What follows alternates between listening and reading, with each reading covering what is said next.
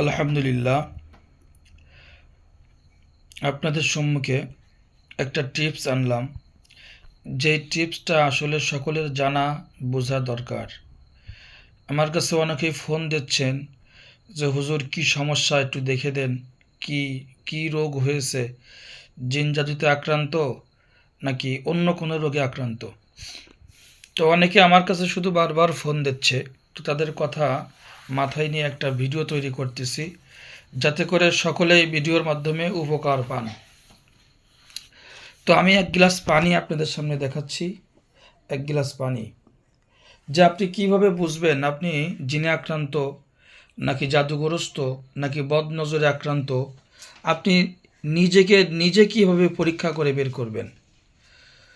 তো তার একটি প্রমাণ হিসেবে, তার একটি দৃষ্টান্ত হিসেবে, আপনারা যদি নিজের রোগ নির্ণয় করতে চান, তো সেক্ষেত্রে এক গ্লাস পানি, ফ্রেশ পানি নিতে হবে।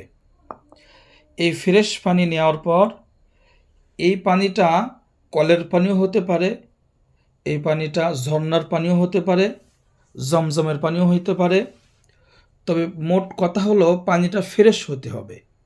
সে যে কোনো ধরনের পানি হোক না কেন, পানিটা ফ্রেশ হতে হবে, পবিত্র হইতে হবে। তো এমন এক গ্লাস পানি আপনারা নেবেন। এই পানিটা নেওয়ার পরে আপনারা বিশেষ কিছু আমল করবেন। আমল করে এই পানির মধ্যে দম করবেন। প্রথমে এক গ্লাসে পানি নেওয়ার পরে প্রথমে আপনারা এই পানিতে বেজোর সংখ্যায় ইস্তেগফার দুরূদ শরীফ পাঠ করবেন। যেমন বেজোর সংখ্যায় আস্তাগফিরুল্লাহ আস্তাগফিরুল্লাহ আস্তাগফিরুল্লাহ, এটি 3 বারও হতে পারে, 7 বারও হতে পারে, 9 বারও হতে পারে, 11 বার হতে পারে। এরপর বেজোর সংখ্যায় দুরূদ শরীফ পড়বেন। বেজোর সংখ্যায় দুরূদ শরীফ পাঠ করে সেটা 3 বার হতে পারে, 5 বার হতে পারে, 7 বারও হতে পারে, 9 বারও হতে পারে। বেজোর সংখ্যায় দুরূদ শরীফ পড়বেন। এরপর আপনারা এই ইস্তেগফার এবং দুরূদ শরীফ পড়ে পানিতে দম করবেন।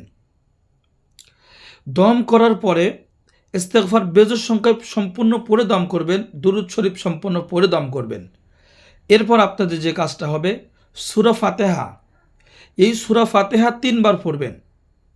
সূরা ফাতিহা 3 বার পড়ে এই পানিতে দম করবেন। প্রত্যেকবার পড়বেন আর দম করবেন। এরপর আপনাদের যে কাজটা হবে, আয়াতুল কুরসি, যেটা সূরা বাকারার 255 নম্বর আয়াত, এই আয়াতুল কুরসি একবার পাঠ করে পানিতে দম করবেন। এরপর সূরা জিনের 1 থেকে 5 নম্বর আয়াত, আপনারা যাদের মুখস্থ আছে তারা মুখস্থ পড়বেন। আর যদি কারোর মুখস্থ না থাকে, তো সেক্ষেত্রে আপনারা কোরআন শরীফ দেখে দেখে পড়তে পারেন। কোরআন শরীফ দেখে দেখে সূরা জিনের 1 থেকে 5 নম্বর আয়াত পর্যন্ত পড়ে এই পানিতে দম করবেন। এরপর আপনাদের যে কাজটা হবে, চারকুল, সূরা ইখলাস, সূরা নাস, ফালাক, সূরা কাফিরুন, এই সমন্বয় এই চারকুল একবার পরে পানিতে দম করবেন।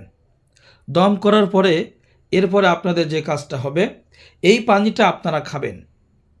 এই পানি খাবার আগে আপনারা সাদা পানি, অর্থাৎ যেই পানিটা আপনি এখনও পড়া হয়নি, সেই পানি খাবেন। খাওয়ার পরে এই পানি খাবেন।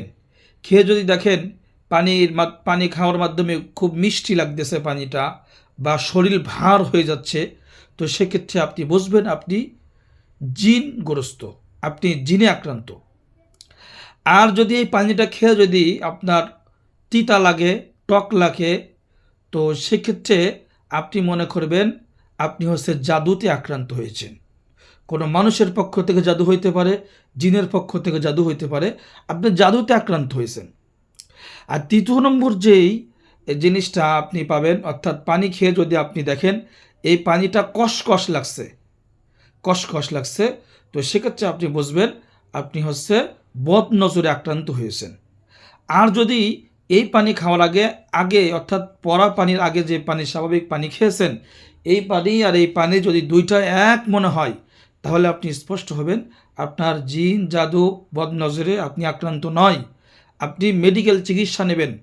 আপনি এই লেভেল, অর্থাৎ জিন জাদু কোনো কবিরাজের কাছে যাবেন না, আপনি সরাসরি ডাক্তারের কাছে গিয়ে আপনি ট্রিটমেন্ট নেবেন। সকলে আমরা এই আমলটি করব। তো আমল করতে হইলে আমাদের কোনো কবিরাজের কাছে যাওয়া লাগবে না। আপনি নিজেই বুঝবেন যে আপনি জিন জাদু রোগে আক্রান্ত না।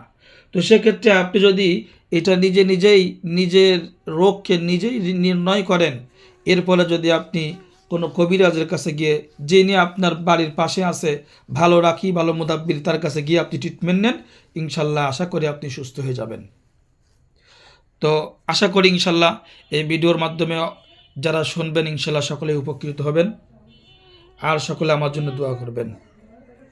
ওয়া আখিরু দাওয়ানা আলহামদুলিল্লাহি রাব্বিল আলামিন।